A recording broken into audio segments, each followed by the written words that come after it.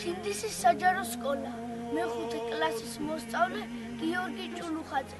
უერთდები აქციას წელის ვიქცეთ ლექსად და კითხულობ ლადო ასათიანის ლექს საქართველოს.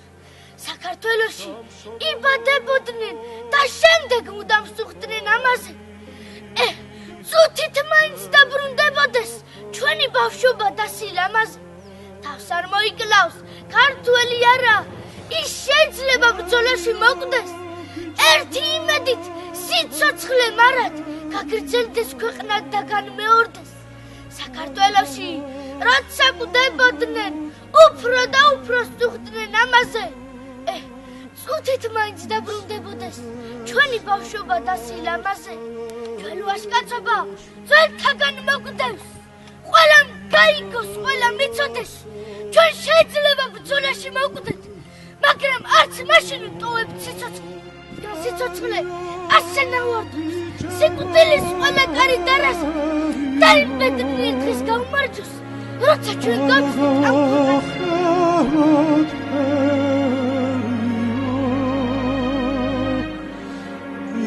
მოდეს საქართველოში